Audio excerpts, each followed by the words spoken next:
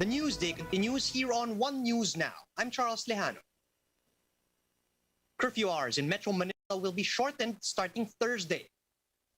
MMDA Chairman Benhur Abalos said curfew will start at 10 p.m. from the previous 8 p.m.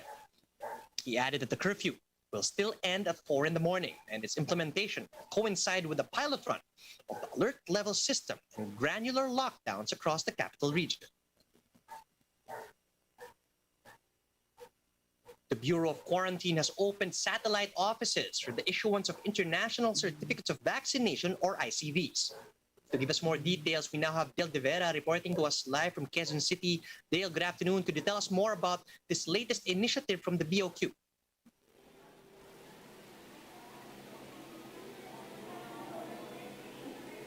Charles, Filipinos set to travel abroad may now get their International Certificate of Vaccination, or ICVs, also known as the Yellow Card, at select malls. The BOQ initially opened 2 satellite offices in Taguig and here in Quezon City. The agency says this aims to address the increasing number of individuals seeking to secure their ICVs. Most of them are overseas Filipino workers like Remya, who will work in Hong Kong as a domestic helper. Remya says she had to wait for weeks just to get an appointment for her yellow card. The BOQ explains that its main office processes around 2,000 applications per day. Satellite offices like this one in Eastwood can accommodate 300 to 500 applications on a daily basis. The application process, though, remains the same, meaning they should still secure an appointment. During the setting of appointment, the data of applicants will be uploaded. They will also be asked to pay the 300 pesos documentary fee and 70 pesos for the convenience fee. Just to clarify, the ICVs are different from the recently launched Vax Cert PH. The BOQ reminds the public that ICVs remain as the only WHO-accepted vaccination certificate abroad. Charles, for their part, mall operators hope that the BEQ sites will bring more foot traffic. They expect this to keep malls and their tenants afloat amid the ongoing health crisis. Charles? Thanks for that. And stay safe, Dale. That was Dale De Vera reporting live from Quezon City. Former Budget Undersecretary Lloyd Lau and 7 others have been put under the immigration watch list. And they are the ones allegedly involved in the government's anomalous procurement of medical items. Justice Secretary Minardo Guevara said a lookout bulletin order was issued as requested by the Senate. With this, lawmakers will be immediately informed once they attempt to leave the country. Guevara added the list will also cover former presidential economic advisor Michael Yang. Senator Richard Gordon asked DOJ to include Yang in the list after he failed to attend the recent hearing. We'll bring you more stories after a quick break. Keep it here on One News.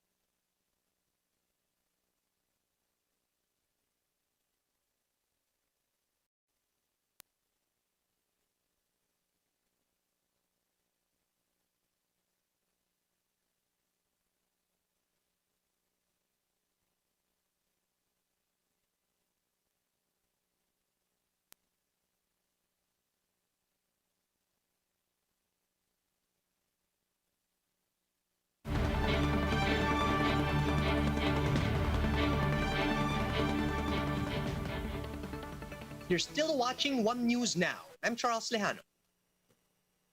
The Philippines and United States continue to strengthen bilateral ties after President Duterte withdrew his termination letter in the Visiting Forces Agreement.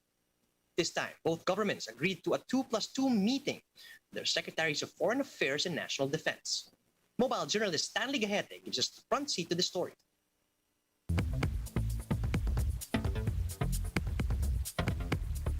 The foreign ministers of the Philippines and the United States had met for the first time face-to-face to take the two allies' bilateral relations to the next level, a month after the 1998 Visiting Forces Agreement was restored. As relations went back to normal, Foreign Affairs Secretary Teodoro Locsin Jr. has agreed with his U.S. counterpart Antony Blinken to hold a ministerial 2+2 meeting early next year with Defense Secretaries Delfin Lorenzana and Lloyd Austin. The 2+2 meeting will strengthen the country's security alliance with the U.S. and will provide balance in the power equilibrium, especially in light of China's expansionist policy and creeping assertion. Renato De Castro, a De La Salle professor and an expert in the Philippine-United States relations, believes the 2+2 meeting will be an important mechanism to bolster not only the alliance but the rule-based international order, particularly in the West Philippine Sea. This began in 2010, at the time that the alliance was shifting away from the focus on counterterrorism to what you call the South China Sea issue. We cannot always focus on internal security matters. We have to focus on the external. We are giving importance to the alliance. The Philippines and the United States are entering a new chapter of security relations with the VFA restoration. For many years, Lorenzana said the U.S. has not been treating the Philippines equally. It only transferred second-hand military equipment like the World War II vintage ships and Vietnam War-era helicopters. He has asked the U.S. to review the 1951 Mutual Defense Treaty, seeking clarity on Washington's commitments to the treaty obligations. So what will be the significance of the 2+2 meeting? President Joe Biden, who emphasized that, number one, the strategic competition with China would continue, and second, the United States would rely more on its allies. So this was in recognition that the alliance has to change. There has been a hiccup in the strategic relations after President Rodrigo Duterte decided to send a letter to Washington to terminate the 1998 Visiting Forces Agreement. We have to accept the fact that we have a president who is not an admirer of the United States. But what did we get from China? Of course, continuing gray zone operation, our patrol planes of the Philippine Air Force were being threatened by Chinese forces in their occupied islands. But two allies are back in each other's arms. It sends a strong message to the region and to the world that America will remain a reliable and credible security partner in this part of the world.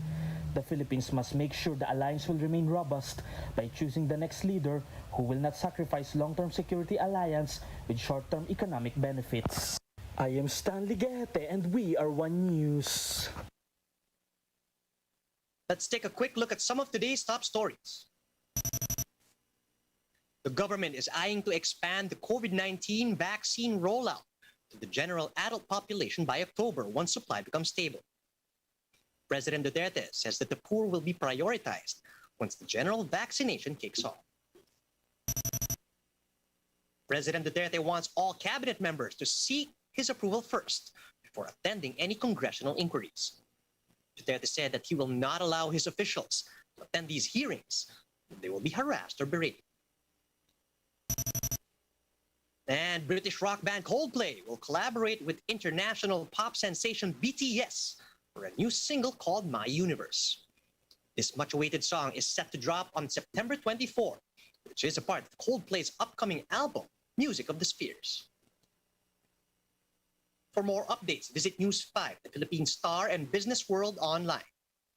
Do visit our website, onenews.ph, for more in-depth analysis. And you can also catch One News on the Signal Play app. Just register for a free account at www.signalplay.com so you can stream One News live anytime and anywhere. I'm Charles Lejano. Mask on, wash hands, and stay safe, Philippines.